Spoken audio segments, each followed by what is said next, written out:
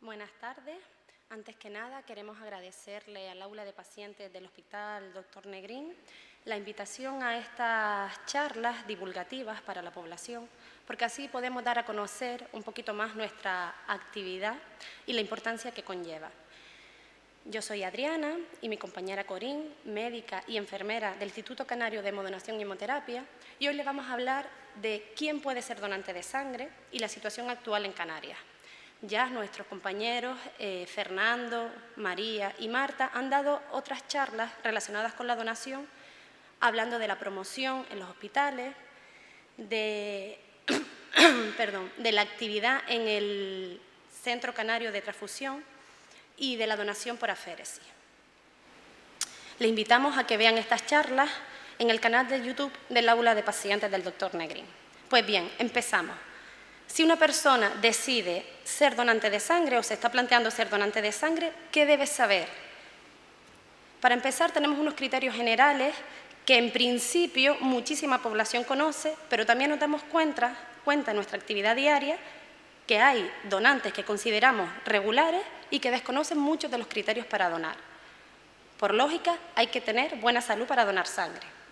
Tener en cuenta también que no es una analítica, es una extracción, como comentó nuestra compañera, de casi medio litro de sangre en un corto periodo de tiempo. Y eso puede conllevar algún riesgo. En principio es un acto seguro, rápido, pero que si no se tiene en cuenta determinadas cuestiones podrían dar lugar a reacciones vasovagales y a pequeños mareillos que pueden conllevar una situación desagradable y perder a los donantes. Pues bien, no se debe ir en ayunas. No es una analítica, como he comentado, hay que ir bien comido o bien desayunado. Tener un buen descanso la noche anterior. Está documentado que una falta de descanso implica reacciones vasovagales en la donación de sangre. También tener en cuenta la actividad que vamos a realizar después. Si vamos a trabajar en algo que conlleva algún riesgo, vamos a hacer una actividad de riesgo, pues es mejor demorar la donación, porque si nos pasan esos mareos que he comentado, es mejor no estar realizando esto que he comentado. También hay que tener en cuenta la edad. Entre 18 y 65 años se puede donar. 65 está ahí marcado porque hasta los 65 pueden donar aquellos donantes que sean regulares. Pero si no has donado nunca o ha pasado mucho tiempo sin donar, hasta los 60. Y el peso, más de 50 kilos. Todos habrán escuchado, para donar sangre hay que pesar más de 50 kilos. Y sí, con menos no se puede donar.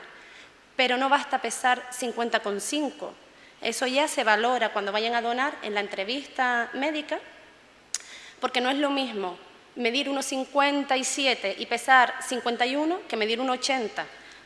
La persona más alta tiene más volemia y hay que calcular la volemia para no extraer más de lo que nos permite la ley, porque se extrae lo mismo a todas las personas.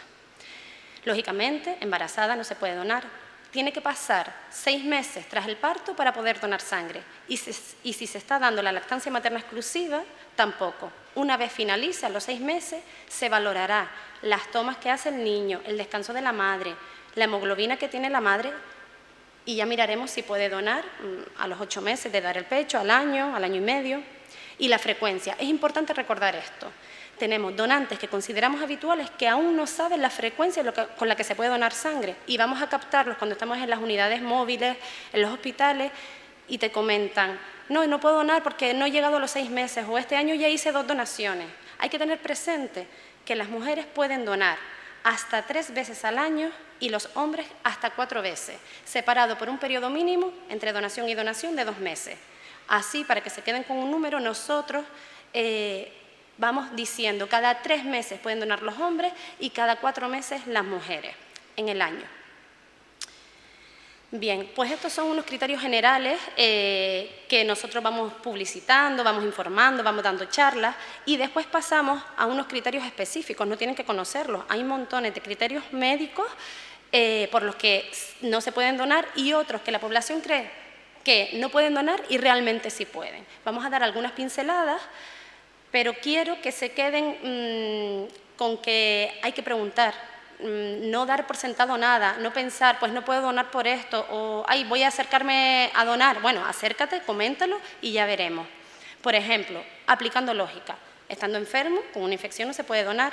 Luego ya miraremos si has presentado fiebre o no. Por ejemplo, tras un periodo febril hay que esperar para donar 15 días.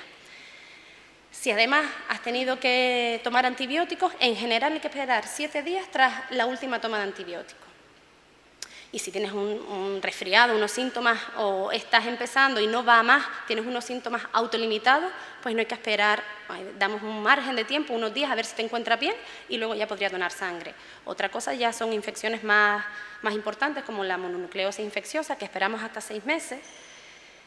Y en cuanto a la alergia y asma, pues si te encuentras bien, no tienes síntomas invalidantes, no has necesitado un ingreso, es algo leve, puedes donar sin ningún problema si te encuentras bien. Respecto a los fármacos, esto es importante, casi ningún fármaco contraindica la donación. Tenemos un listado de medicamentos teratógenos, eso significa que puede causar daño fetal con los que no se puede donar, porque si tu sangre cayese en una mujer embarazada, el feto podría nacer con malformaciones. Pero sin ser ese listado de medicamentos teratógenos, con cualquier fármaco, en principio se podría donar. Lo que hay que mirar es la patología de base. Hemos escuchado, ¿quieres donar sangre? No, porque ayer me tomé un nolotil porque me dolía el cuello. Pues bueno, puedes donar si te encuentras bien. El nolotil no afecta, pero si te lo estás tomando porque te encuentras un poco raro, te duele la garganta, notas que vas a caer mal, pues no puedes donar por la patología de base por la que lo estás tomando. Igual que las vacunas, no hay que esperar mucho. Una vacuna inactivada, como puede ser la de la gripe, la del COVID, esperamos 48 horitas a ver si te encuentras bien y no tienes efectos secundarios y podrías donar. Ya las atenuadas sí esperamos un poquito más, 4 semanas después de una vacuna de la varicela, de la fiebre amarilla, pero sí es verdad que escuchamos, no, es que me vacuné hace una semana, no, es que tengo que esperar 15 días, creencias que afectan a nuestro stock y que por eso estamos explicando. Y aplicando lógica también, con una patología grave, pues no se puede donar. Y si estás a espera de un resultado como una biopsia, una colonoscopia, un escáner, pues hay que esperar, tenemos el resultado. Si podemos, aportamos informe y luego ya valoramos si puede donar o no. Por ejemplo, la patología cardiovascular, pues las graves, una cardiopatía isquémica, un bloqueo sintomático, es una exclusión definitiva. Pero un soplo funcional, las estresístoles ventriculares, en principio no contraindican la donación. Respecto a la hipertensión arterial, la ha marcado ahí con asterisco porque muchísima población presenta hipertensión y está medicada y se creen que no pueden donar. Ya hablaremos después de los valores que permitimos para la donación, pero en principio una tensión arterial controlada que no tenga más de 3 principios activos, hasta 2 principios activos como tratamiento y que esté bien en el momento de la donación y no haya habido un cambio reciente de medicación, puede donar sin ningún problema. Al igual que la patología endocrina. Los diabéticos no insulinodependientes, tratamiento oral, sí podrían donar sangre. El hipotiroidismo, una persona que lleva ya una dosis estable de hace tiempo de Eutirox puede donar si no ha recibido yodo radioactivo en los últimos 6 meses. Sin embargo, el tirodril para el hipertiroidismo sí está en el listado ese de medicamentos teratógenos que comenté anteriormente y habría que esperar 2 años, 24 meses para poder donar.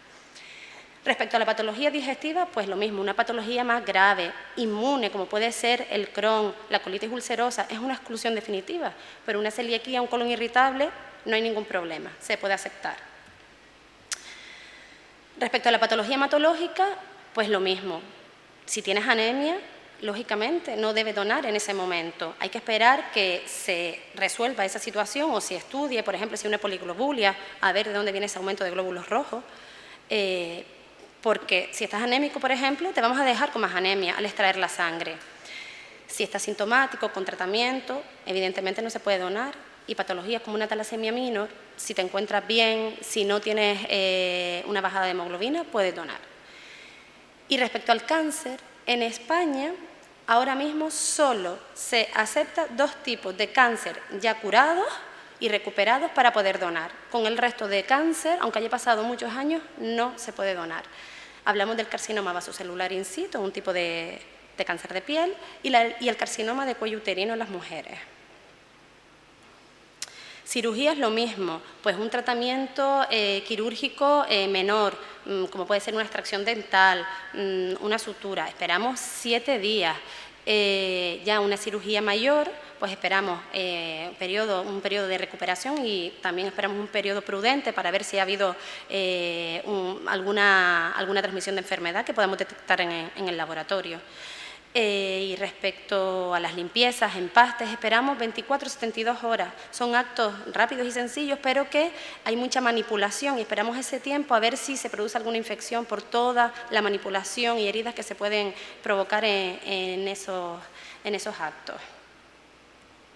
Y los viajes, ya no tienen bastante, que les he ido hablando de medicación, de tensión, de patología, de informes, como para ahora también los viajes. Pues sí. Si has viajado a un país endémico donde estén los parásitos que provocan la malaria o el Chagas, hay que esperar 120 días, 4 meses desde que llegas de ese país. Después ya miramos el tiempo que has estado allí, si has nacido allí, cuánto tiempo ha pasado desde que llegaste para donar, para nosotros solicitar esas pruebas en el laboratorio y ver si has pasado o estás pasando la enfermedad.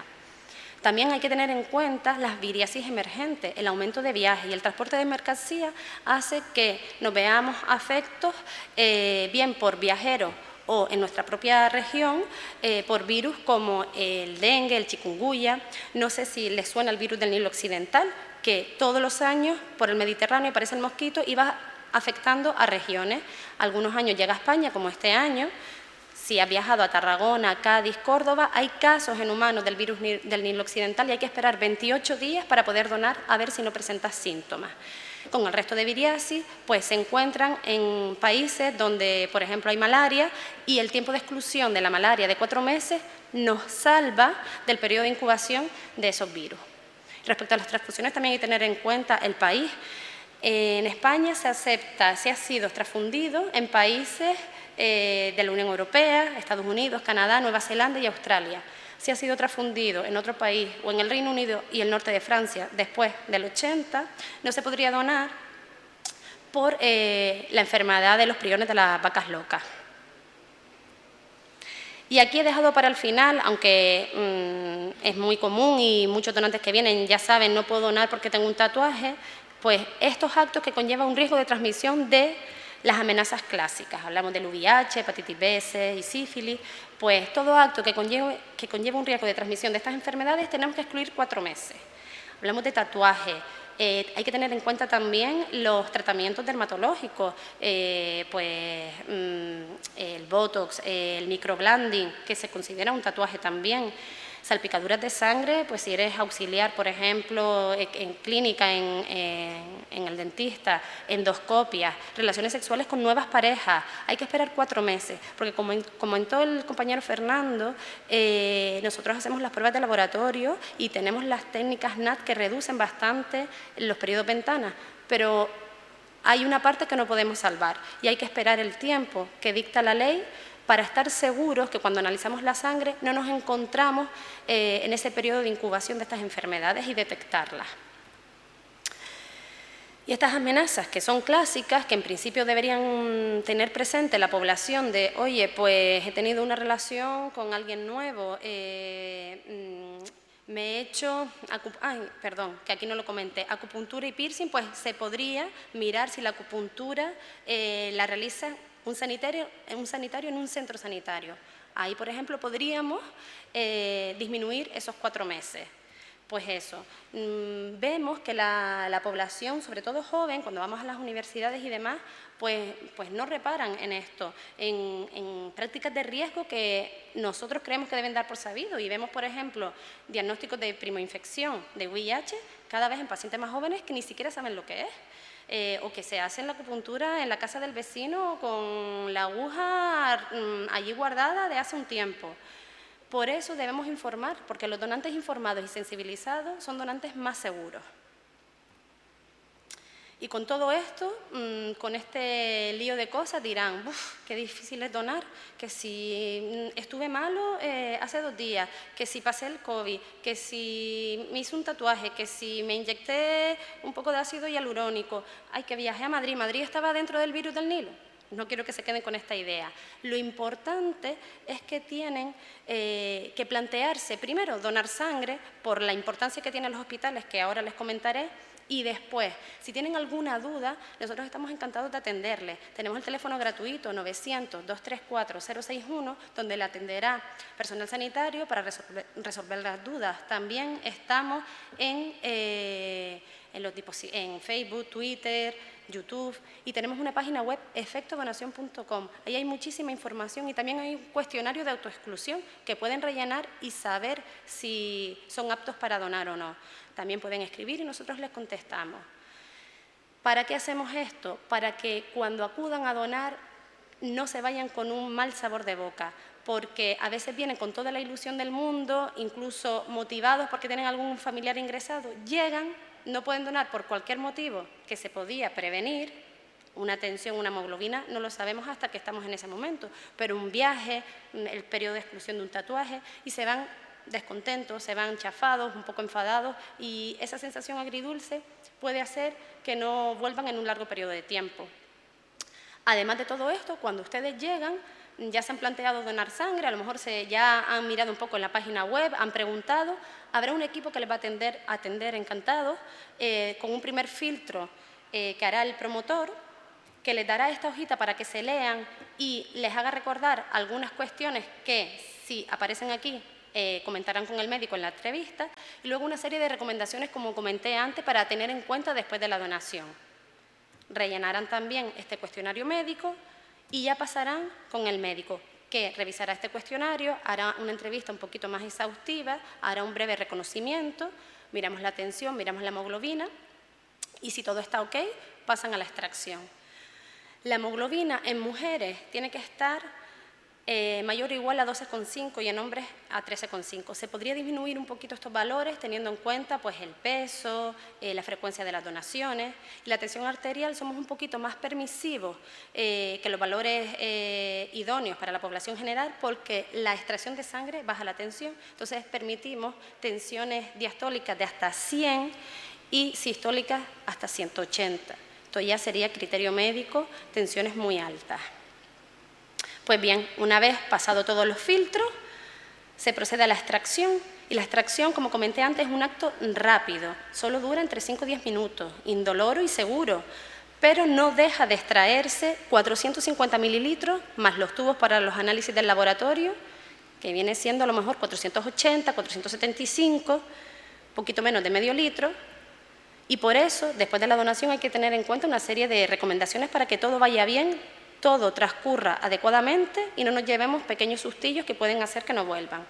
Pues no hacer deporte, no estar al sol, esperar un poco para coger el coche, no realizar actividades de riesgo, como comenté antes, ni actividades de esfuerzo que puedan provocar que esa bajada de tensión nos dé un mareíto.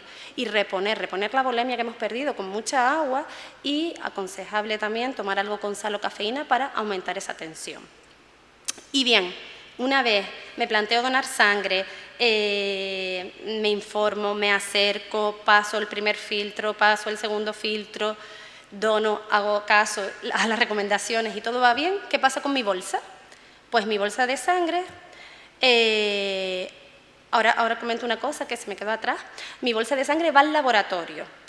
Con todo esto, quería recordarles quería darle la importancia a que todos somos potenciales donantes de sangre. Se tienen que animar a ser un donante de sangre. Y si hay cualquier duda, consúltenos, como comenté, nuestra página web, teléfono, acercándose a nuestros puntos y preguntándonos. No se queden con la sensación de que, ay, no puedo donar. Es que tenemos donantes que han donado toda su vida y de repente le ponen una pastilla para la tensión y dicen, no, ya no puedo donar.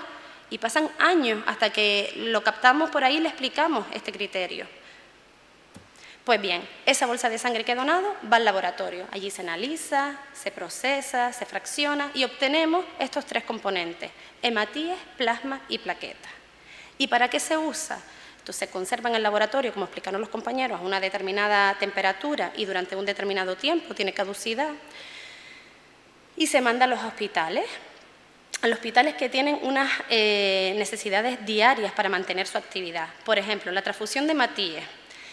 El concentrado de hematíes se obtiene mediante el fraccionamiento de una donación de sangre, de una bolsa. ¿Y cuándo está indicada una transfusión? Pues cuando sea necesario aumentar la capacidad de transporte de oxígeno de la sangre en el paciente con anemia y se carezca de tratamiento farmacológico o no pueda esperar a que éste haga efecto. Es decir, tengo una situación de una anemia y puede darse que sea crónica y no esté respondiendo al tratamiento farmacológico, pues habría que transfundir con unos determinados valores, o que haya una anemia aguda por una hemorragia y que no se pueda esperar a que el fármaco haga efecto, entonces transfundimos hematíes. También muchas veces nos damos cuenta que hay anemias cuando se van a operar. Entonces, en ese periodo perioperatorio, antes de la cirugía, durante y en ocasiones después, también habría que transfundir. Hay que tener en cuenta la hemorragia obstétrica aguda grave. Es la principal causa de morbimortalidad asociada al embarazo y al parto. Hablamos de en las atonías uterinas, el desprendimiento prematuro de placenta. Son contextos urgentes, graves, que pueden ocasionar la muerte y una urgencia médica para la transfusión de hematíes. ¿Y las plaquetas cuándo? Bueno, ¿de dónde se obtienen? Se obtienen de un único donante mediante la donación de aféresis, como explicó nuestra compañera María, o del centrifugado de la sangre de 4 o 5 donantes. Es decir, para conseguir un pool de plaquetas, que es lo que se transfunde, necesitamos 4 o 5 bolsas de sangre de 4 o 5 personas, para que vean las necesidades diarias que tenemos. ¿Y cuándo se transfunde estos concentrados de plaquetas? Pues cuando hace falta prevenir o tratar hemorragias en pacientes con defectos cualitativos o cuantitativos, es decir, o que haya pocas plaquetas o que las que haya no funcionen. Están indicadas también en hemorragia las transfusiones de plaquetas, porque tenemos que detener la hemorragia lo más rápido posible y entonces tenemos que tener las plaquetas en sus valores para que coagule esa hemorragia y además reponer con la transfusión de hematíes. Las trombocitopenias, que son, como he comentado, alteraciones de la función plaquetaria. Las plaquetas no hacen su función, no funcionan y tenemos que reponer. Y en las trombocitopenias, que es cuando hay una bajada de plaquetas, se transfunde de manera profiláctica cuando la cifra con factores de riesgo está entre 10 y 15.000 en el hemograma o sin factores de riesgo entre 5.000 y 10.000. ¿Y esto cuándo sucede? Pues puede suceder que haya una trombocitopenia por fallo de producción de plaquetas en enfermedades como la leucemia o el linfoma, o también secundario a tratamientos como la quimioterapia o la radioterapia. Es decir, ya no se necesita tan solo plaquetas en enfermedades de este tipo, leucemia, linfoma, sino que el tratamiento de estas enfermedades puede implicar una bajada de plaquetas que es necesario transfundir. Y recordemos que hace falta 4 o 5 donantes de sangre para conseguir un pool de plaquetas. También hay otras entidades como la anemia megaloblástica que implica que tengamos que transfundir plaquetas. Pues estas son las trombocitopenias centrales, pero también pueden ser periféricas, es decir, se producen las plaquetas suficientes, estas funcionan bien, pero hay un aumento de consumo periférico. ¿Por qué? Por enfermedades como la leucemia linfocítica crónica, sepsis, en los trasplantes hepáticos y además otras enfermedades inmunes como la PTI, síndromes linfoproliferativos, que hacen que se destruyan las plaquetas y haya que transfundirlas. Por último, la transfusión de plasma. El plasma fresco congelado se obtiene de un único donante a partir de una donación de sangre o de una donación de aféresis. Su transfusión está indicada en pacientes con sintomatología hemorrágica y alteraciones de las pruebas de coagulación. ¿Y cuándo concurre esto? Pues, por ejemplo, en trasplantes de hígado, en cirugías extracorpóreas, en transfusiones masivas. Como vemos, la actividad diaria hospitalaria, como comentó nuestro compañero Fernando, no hay casi ningún servicio en el hospital que no use de una manera u otra componente sanguíneo, necesita muchas bolsas de sangre. Por ejemplo, un parto se puede llevar 6, 8 donaciones, un accidente de tráfico o un traumatismo grave, hasta 20, 30 bolsas de sangre. Y es que se estima que 9 de cada 10 personas va a necesitar una vez en su vida la transfusión de un componente sanguíneo. Por eso nuestro objetivo es el objetivo del Plan Nacional de Hemoterapia es la seguridad transfusional. ¿Y cuál es la primera premisa de la seguridad transfusional? Tener reservas suficientes, ser autosuficientes, que nuestro banco esté lleno para atender a las demandas hospitalarias, para que continúen con su actividad. Pero además, esa sangre que obtenemos tiene que ser segura, segura tanto para la persona que la da, para el donante, no puede implicar un riesgo para el donante, el donasangre, y un cribaje, una seguridad para el receptor. Con la entrevista médica hacemos un filtro, primero el promotor y luego la entrevista médica, para considerar que ese donante es seguro. También una buena preparación y un buen análisis en el laboratorio para detectar las posibles amenazas que vimos antes.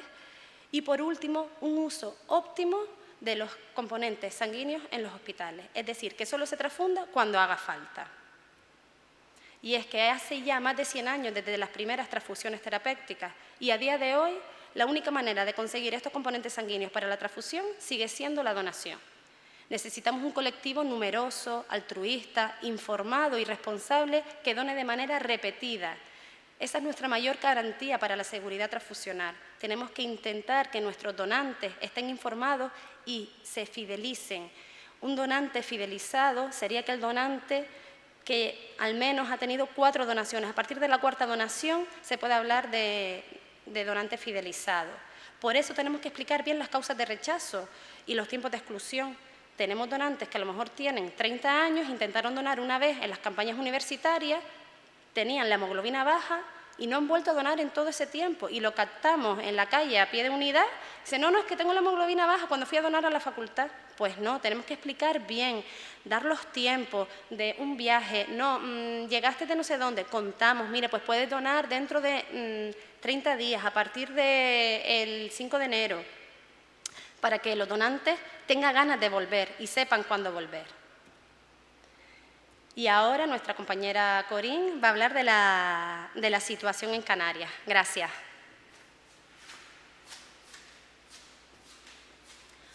Bueno, buenos días, buenas tardes ya, hasta ahora. Mi nombre es Corín Mambubani y soy enfermera del Instituto Canario de Hemodonación y Hemoterapia. Y como ha comentado mi compañera Adriana, nuestra situación en Canarias actual, para llegar a la demanda que necesitan los hospitales y todo lo que necesitamos para cubrirla, tenemos que llegar a un objetivo de 300 donaciones diarias, ¿vale? Por eso ponemos aquí la imagen de las bolsas y de toda la comunidad, la red transfuncional canaria, ¿vale? ¿Por qué debo donar sangre? Pues la sangre no se fabrica, así que es importante, como comento aquí, es de importancia vital, ya que con esto salvamos vidas y es una forma también su uso es un producto de uso exclusivo medicinal y con esto quiero decir que hace falta estar actualizados en la información, que sea una información actualizada, permanente de nuestra situación, ya que nos va a permitir conocer y evaluar la utilización que hacemos de ella y así facilite la toma de decisiones. Yo voy a hablar concretamente de la situación en Canarias con respecto a la donación de hemocomponentes. En primer lugar, es importante, como comenté antes, conocer la situación para evaluar y hacer toma de decisiones importantes. Otro objetivo es hacer una comparativa a la situación en Canarias respecto a la medicina, a la media nacional, ¿vale? Va a ser la segunda parte. Luego también mostrar sobre todo datos y gráficas a nivel de la Comunidad Autónoma de Canarias y en una segunda parte pues, profundizaré en la isla de Gran Canaria. Tenemos que también, con esto que analizamos, creo que podemos sacar mucha información a nivel de patrones de comportamiento de los donantes, los perfiles, lo que podemos actuar y mejorar resultados para optimizar lo que son nuestros recursos. Esta diapositiva la he puesto porque quiero hacer hincapié en la necesidad que hay de transfusión. Es un hecho permanente y continuo y es la única forma que tenemos pues, en la actividad asistencial de cubrir ciertas patologías. Por lo que creo que el estudio de la situación y analizar estos datos sea necesario. En primer lugar, voy a empezar, como comenté antes, en el Sistema Nacional, en los datos que proporciona el Sistema Nacional para la Seguridad Transfusional, en un informe del 2019 que hace una comparativa de las comunidades autónomas. En esta gráfica se ve claramente pues, todas las comunidades autónomas. Canarias está pues, un poco por debajo de la media, pero bueno, ahí estamos. Con referente al resto de islas, las islas capitalinas encabezan, por supuesto, por el número de población, el mayor número de donaciones. Gran Canaria está en cabeza en respecto a la sangre total, pero en cuanto a féresis, si se fijan, en Tenerife son los que llevan la cabeza. En total, en el año 2021, en la red transfuncional canaria, pues fue un total de 66.560 bolsas. Aquí lo vemos de otra forma más gráfica, en la que se ve claramente lo que les comenté antes, que Gran Canaria pues, es una de las que más sangre total obtenemos. En esta otra tabla es una tabla comparativa entre el año 2020 y 2021, donde vemos que significativamente aumentó las donaciones de un año a otro y eso es un dato positivo, un balance positivo en general. Aquí lo mismo, pero de forma más gráfica, porque con números no siempre se refleja. Ya me gusta siempre que las gráficas se vean bien y vemos que Gran Canaria y Tenerife pues, son las que han hecho más número de donaciones totales. Estamos hablando de sangre total. Ahora ya voy a profundizar un poquito más en la isla de Gran Canaria y hago una división en lo que es el Instituto Canario de Modelación y Hemoterapia y los centros hospitalarios. En lo que es los puntos itinerantes, que es la primera columna, es donde mayor número de donaciones, que son las colectas que tenemos en la calle, normalmente las unidades móviles, en donde mayor número de donaciones se obtiene, lógicamente porque está más a pie de calle, está más céntrico para todos, y donde menos se dona sangre, pues en los centros hospitalarios. También hace una diferencia entre los diferentes centros hospitalarios, pero ya eso hablaré más tarde, ¿vale? Aquí también, de nuevo, lo mismo, reflejado en una gráfica. Se ve que la mayor parte de las donaciones de sangre las realiza el Instituto Canario de Modelación y Hemoterapia y en los centros hospitalarios un menor porcentaje. En Gran Canaria vemos que en el año 2020 lo que son las colectas itinerantes disminuyó bastante, comparado con el año 2021, disminuyó el número de donaciones. Esto se debe a que las circunstancias de la pandemia pues, hizo que la gente acudiera a donar sangre a lo que son los puntos fijos, por lo que se ve que en el 2020 el número es mayor que en el 2021. Igualmente lo dejo reflejado de forma gráfica porque creo que a nivel visual se distingue mejor. Esta es otra diapositiva más específica de los centros hospitalarios, ¿vale? Donde el mayor número de donaciones de sangre se realizan en el Hospital Negrín, un menor porcentaje en el Hospital Insular, seguido del Hospital Materno Insular y la Clínica Roca. En Gran Canaria, los principales, para hacer una comparativa también entre el año 2020 y 2021, se ve claro que el Hospital Dr. Negrín es el que mayor número de donaciones realiza, seguido del resto, lo mismo que en la gráfica anterior. Y por último, pues mucha gente pregunta, bueno, ¿y qué sangre hace más falta A ver, todos los tipos de sangre hacen falta, por supuesto, pero es verdad que en Canarias las más comunes son el A positivo y el cero positivo. Por lo tanto, al ser las más comunes, son las más demandadas también. Y por último, pues es animar a todos a donar sangre. Para nosotros nuestra función principal es promocionarlo y sobre todo después fidelizar, para mantenernos en nuestro top diario pues, por encima de esos niveles que son necesarios para salvar muchas vidas. Y muchas gracias por venir.